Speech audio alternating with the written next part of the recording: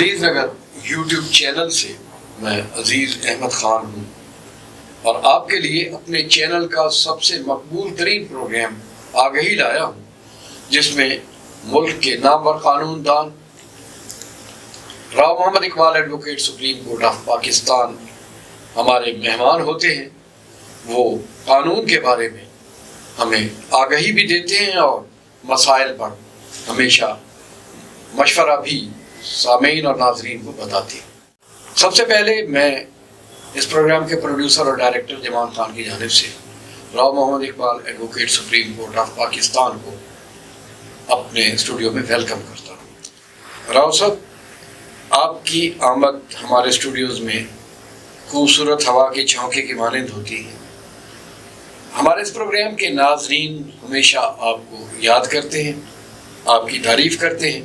میں آپ کو اس پروگرام کے پروڈیوسر اور ڈائریکٹر جمان خان کی جانب سے خوش آمدید کہتا ہوں۔ Thank you very much.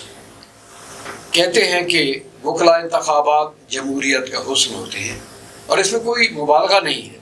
جس تواتر کے ساتھ اور جس ڈسپلن کے ساتھ آپ کے وکلا انتخابات ہوتے ہیں، وہ تو سب کے لیے روشنی کا ایک مینار ہے۔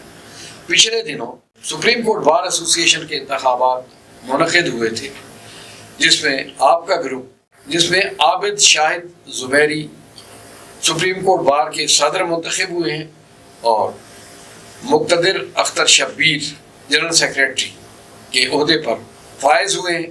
یہ دونوں آپ کے گروپ کے تھے، اور سب سے بڑی بات یہ ہے کہ جنوبی پنجاب میں ان کے انتخابات کے حوالے سے آپ کا رول، آپ کا کردار بڑا نمایاں ہے۔ جو انٹرویوز عزیز نگر کی جانب سے ہم نے ان کے کیے ہیں، ان میں وہ آپ کو ساتھ لے کے کھڑے تھے، آپ ان کے پہلو میں تھے۔ آپ کو یہ خوشی کا منظرنامہ کیسے لگتا ہے؟ اور میں اپنے چینل کی جانب سے آپ کو خوش آمدید بھی کہتا ہوں، اور مزید یہ کہنا چاہوں گا کہ اب جب کہ آپ کا ایک گروپ وکلا انتخابات کے حوالے سے ایک بہت بڑی باڈی میں جیت کے آ چکا ہے، آپ کے فیلنگز کیا ہے؟ جی، واقعی یہ ایک بہت بڑی کامیابی ہے۔ عابد شاہد زبیری صاحب جو ہیں، اس مرتبہ سندھ کی باری تھی تو کراچی سے ان کا تعلق ہے، تو وہ بڑی 90+ ووٹ سے لیڈ سے وہ کامیاب ہوئے ہیں، اور یہ ایک بہت بڑی لیڈ ہے پریزیڈنٹ کے الیکشن پہ۔ اور جبکہ دو گروپ کے مابین ایک بڑا کانٹے دار مقابلہ تھا، حامد خان گروپ اور عاصمہ جیلانی گروپ، اور میں سپورٹ کر رہا تھا حامد خان گروپ کو، اور جس میں صدارت کے کینڈیڈیٹ تھے ہمارے عابد شاہد زبیری صاحب، اور جنرل سیکرٹری کے کینڈیڈیٹ تھے مقتدر اختر شبیر صاحب، وہ جنرل سیکرٹری بھی بن گئے۔ اور جو مین پوسٹ ہیں وہ تقریباً 6 کے قریب سیٹیں وہ ہم نے کامیابی حاصل کری ہے، اور اس میں یہ ہے کہ یہ بہت بڑا ایک اچھا سائن ہے کہ بھی ایک اچھا گروپ سامنے ابھر کر آیا ہے۔ اور یہ بڑے مطلب ہے کہ جو عابد شاہد زبیری صاحب ہیں، ان کا کنڈکٹ بھی بڑا اچھا مطلب بار میں سراہا جاتا ہے، اور وہ ایک اچھے لائر بھی ہیں۔ اور اسی طرح مقتدر اختر شبیر صاحب بھی ایک انتہائی نائس پرسن ہے، اور یہ اس حوالے سے ہمیں کافی امیدیں وابستہ ہیں ان سے کہ یہ بار کے لیے ایک بڑا اچھا رول ادا کریں گے اور وکلا کے مسائل کو حل کریں گے۔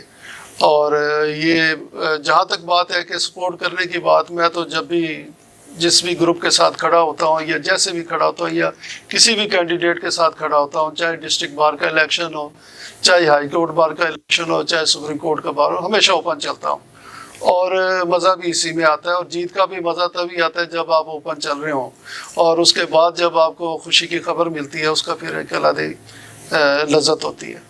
یہ تو سبھی لوگ جانتے ہیں، آپ کی ذات کسی تعارف کے محتاج نہیں ہے۔ وکلا حلقوں میں آپ ریکگنائز شخصیت ہے، اور سب جانتے ہیں کہ آپ کا کردار بڑا شفاف ہے۔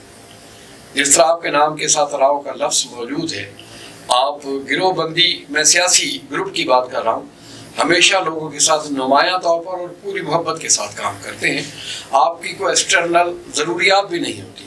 اچھا، پوچھنا میں یہ چاہتا تھا کہ آپ نے کہا کہ وکلا ویلفیئر کے حوالے سے ایک گروپ کام کرے گا۔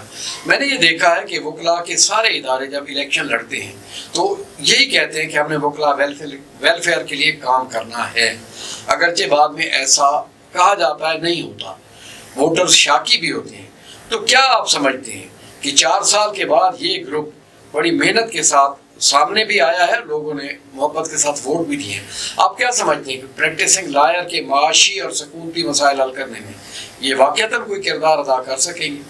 نہیں، واقعتاً اگر دیکھیں جی، قیادت اگر مخلص ہو تو ضرور کامیاب ہوتی ہے، اور جہاں تک مسئلے مسائل کا تعلق ہے وہ تو ختم نہیں ہوئے، بلکہ ان میں روز بہ روز اس میں اضافہ ہی ہوتا جا رہا ہے۔ اس کی وجہ یہ ہے کہ جب مسائل حل نہیں ہوں گے، پچھلے مسائل جو کہ تو ہوں گے، نئے مسائل جنم لیں گے۔ زبیری صاحب کے جذبوں میں جو میں نے سپارک دیکھا ہے، جو ڈٹرمنیشن دیکھی ہے، وہ یقینی طور پر ہمیں ان سے بڑی امیدیں ہیں۔ اور جہاں تک یہ بات ہے وکلا کے الیکشن کی، میں آپ کو یہ بتاؤں کہ ہمارے وکلا کا الیکشن ہمیشہ ایک تو شفاف رہا ہے، اور دوسرا یہ ہمارا واحد فورم ہے سیاست کا، وکلا سیاست کا، جو اپنا ٹینور پورا کرتا ہے، اور ہمارے الیکشن وقت پر ہوتے ہیں۔ اور کبھی مطلب آپ دیکھیں، مطلب یہ واحد ایک ہمارا فورم ہے جو وقت پہ الیکشن ہوتے ہیں، اور وقت پہ اور ٹینور ہمارا پورا انجوائے کیا جاتا ہے۔ اور پھر یہ ہے کہ اس میں یہ ہے کہ وکلا بڑے آسان طریق سے اور بڑے ایک دوسرے کے ادب و آداب طریقے سے اپنا اپنا حق رائے دہی استعمال کرتے ہیں۔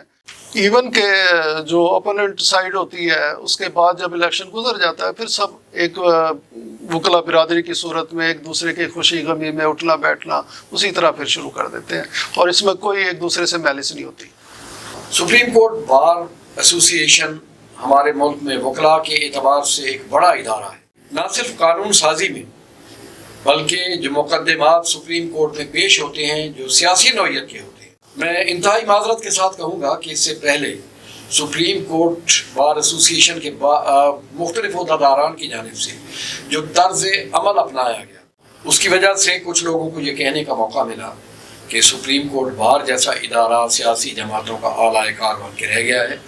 میں آپ سے پوچھنا یہ چاہتا ہوں، چونکہ آپ ریپریزنٹ کرتے ہیں اس وقت اپنے گروپ کو، ملک کی سیاسی صورتحال انتہائی کشیدہ ہے کہ مقبول ترین سیاسی جماعت کے جو چیئرمین ہیں عمران خان، ان پر حملے کے نتیجے میں سڑکوں پر محاذ آرائی شروع ہو گئی۔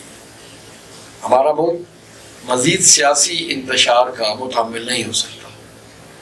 تو میں اس حوالے سے جاننا چاہتا ہوں کہ آپ اپنی رائے دیں کہ سیاسی جماعتوں کا ایٹیچیوڈ کیا ہونا چاہیے، اور انہیں ملکی مسائل حل کرنے کے لیے کس طرز عمل کا مظاہرہ کرنا چاہیے، چونکہ ہمارے ملک میں یکجہتی انتہائی ضروری ہے۔ ارد گرد دشمن ہمارے جو ہیں وہ ہمیں فوکس کرنا چاہتے ہیں۔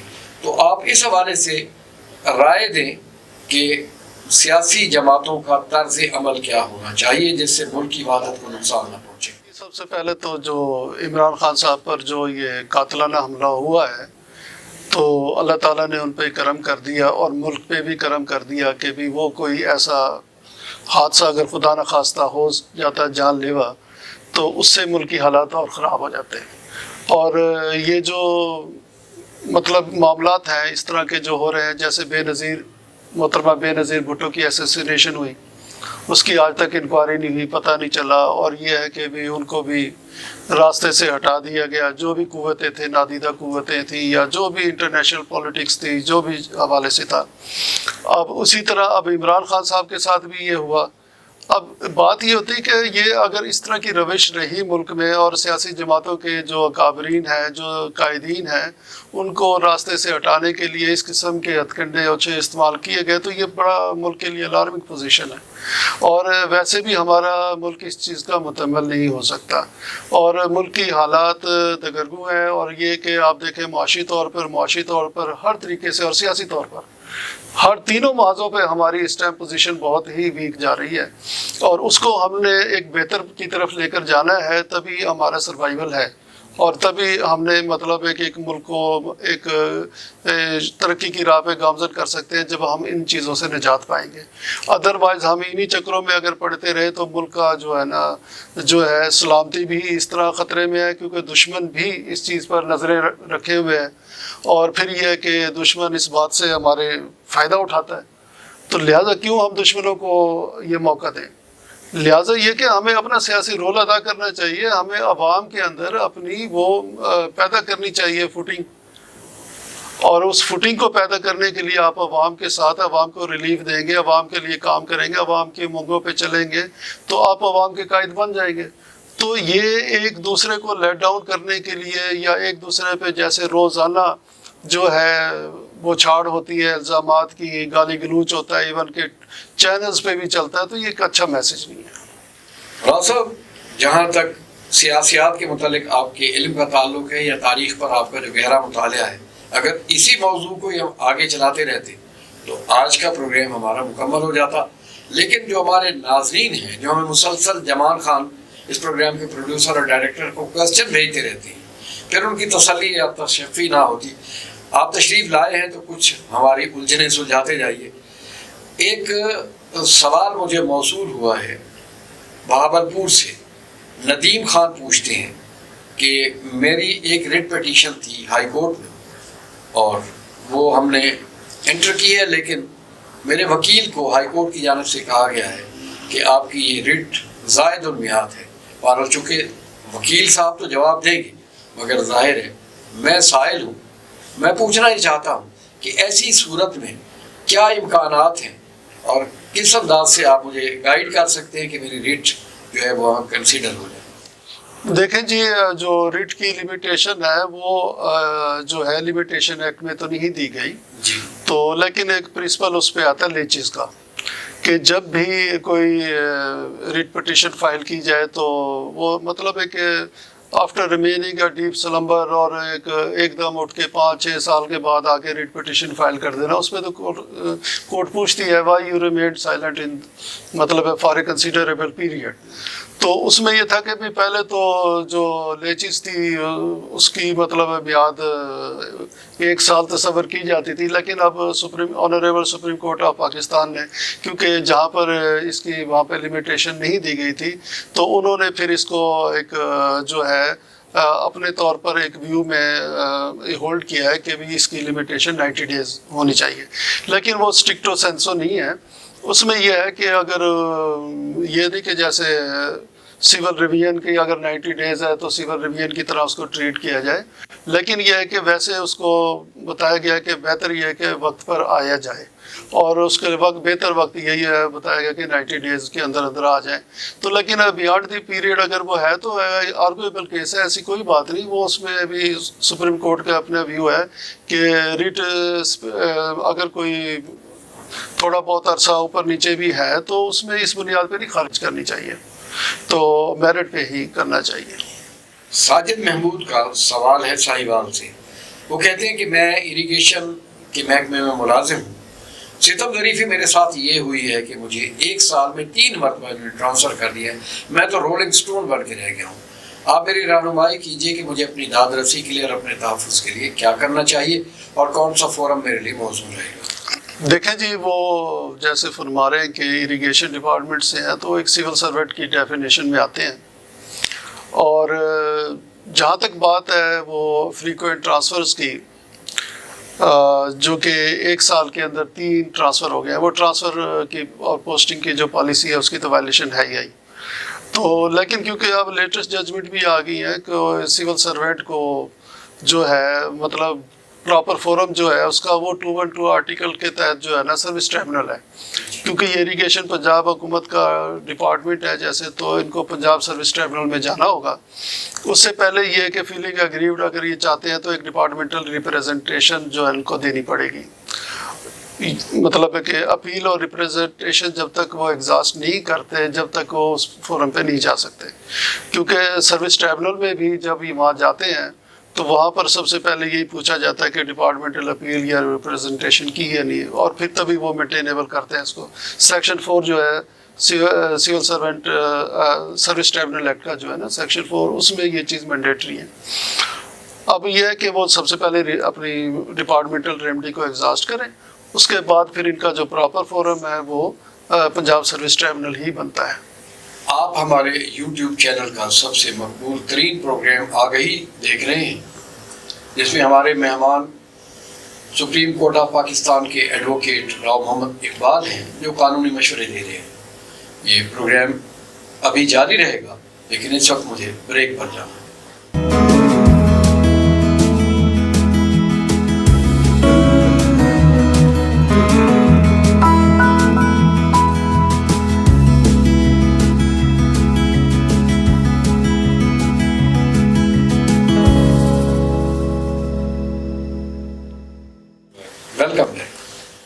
قیصر محمود کا ایک کوسچن ڈیرہ غازی خان سے ہے. وہ کہتے ہیں کہ میں ایک مالیاتی ادارے یعنی بینک میں بطور گڈان کیپر کام کر رہا ہوں، لیکن میں عارضی بنیادوں پر ملازم ہوں. میں چاہتا ہوں کہ میری سروس ریگولرائز ہو جائے. میں نے لوگوں سے پوچھنا شروع کیا ہے. بعض کا یہ خیال ہے کہ میرے لیے پراپر فورم لیبر ڈپارٹمنٹ ہے، لیبر کورٹ ہے، لیکن کچھ لوگوں کی صائب رائے یہ ہے کہ مجھے ہائی کورٹ سے رجوع کرنا چاہیے. تو آپ میری رہنمائی فرمائیں کہ مجھے اپنی سروس کو مستقل کرانے کے لیے کون سے فورم پر جانا چاہیے؟ دیکھیں جی، وہ جیسے کہ گڈاؤن کیپر ہیں وہ ورک مین کی ڈیفینیشن میں آتے ہیں، تو ان کا پراپر فورم جو ہے وہ لیبر کورٹ نہیں ہے اور نہ ہی ہائی کورٹ ہے. تو جو ان کا پراپر فورم ہے وہ NIRC ہے، نیشنل انڈسٹریل ریلیشن کمیشن. تو وہاں پر وہ جائیں گے. تو اس سے پہلے وہ under section 33 of industrial relation act 2012 کے تحت وہ ایک گریوینس نوٹس سرو کریں گے اپنے ڈپارٹمنٹ کی اتھارٹی کو کہ بھی اس طرح وہ اتنے عرصے سے ملازم ہیں اور ان کو جو ہے نا ریگولر کیا جائے. اگر وہ اس کا جواب نہیں دیتے یا اگر اس کو ڈکلائن کرتے ہیں تو پھر وہ NIRC میں آئیں گے. تو ان کا جو ہے پراپر فورم NIRC ہی بنتا ہے کیونکہ وہ ٹرانس پروونشل ہے نیشنل بینک جو ہے.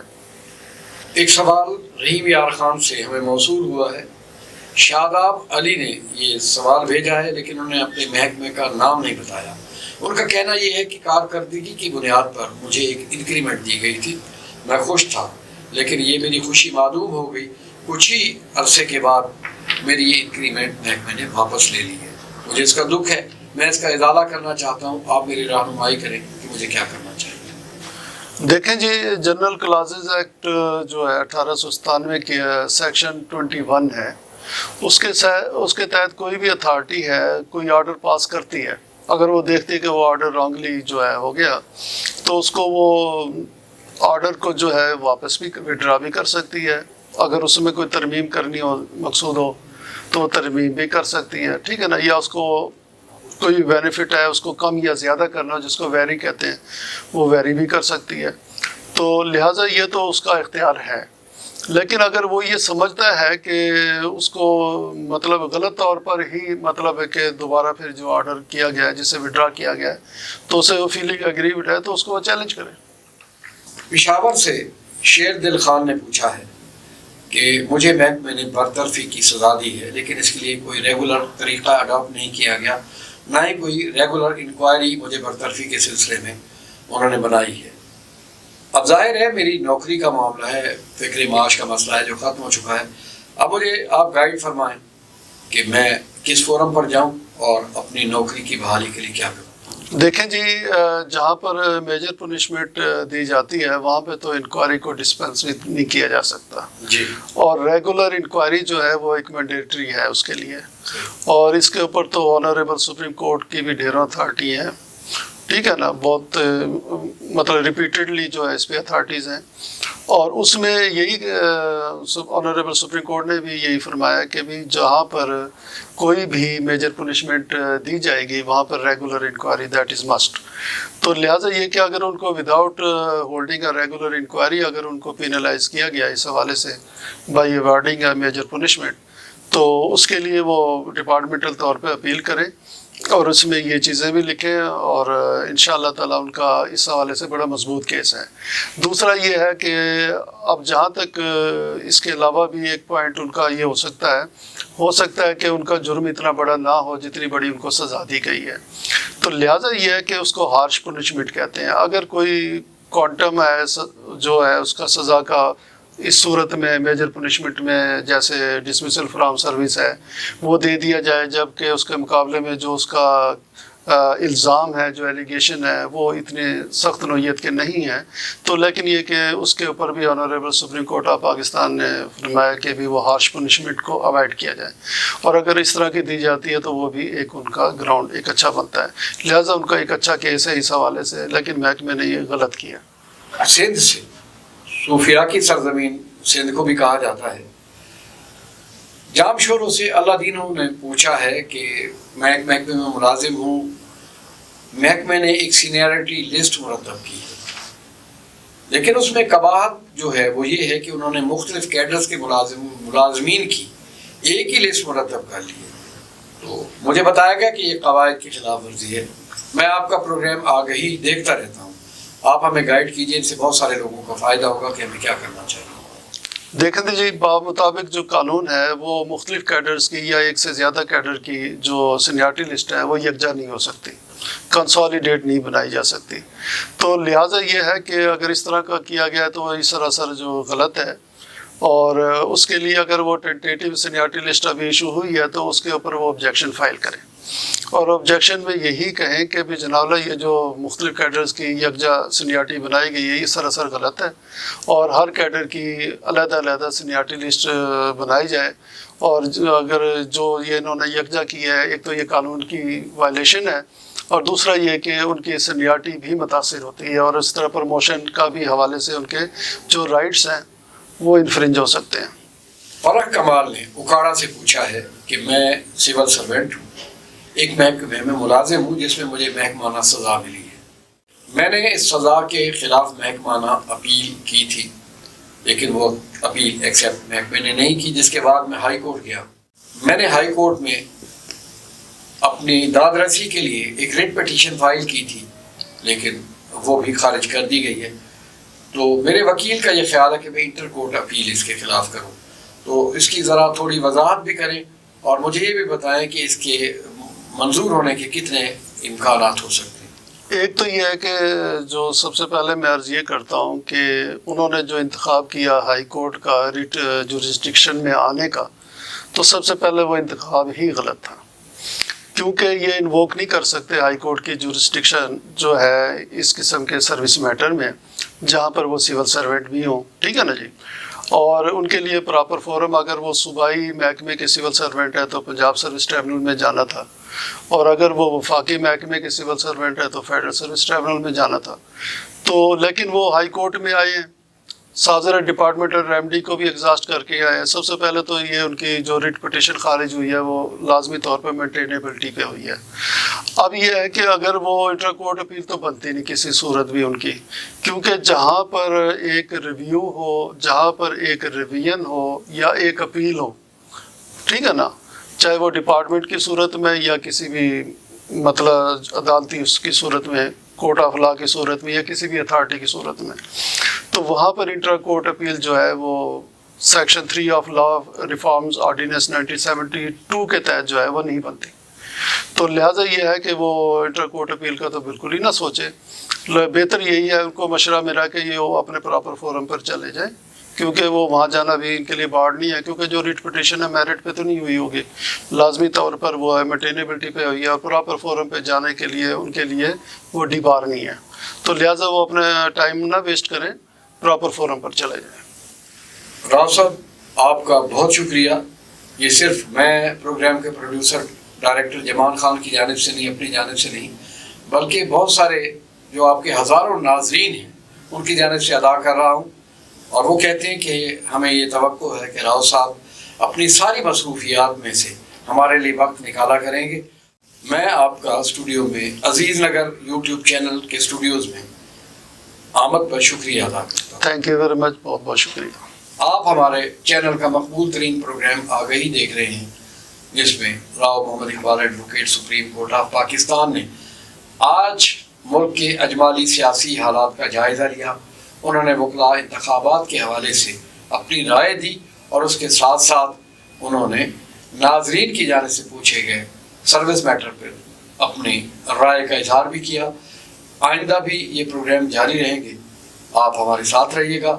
فی الوقت عزیز احمد خان کو اجازت دیجیے. اللہ نے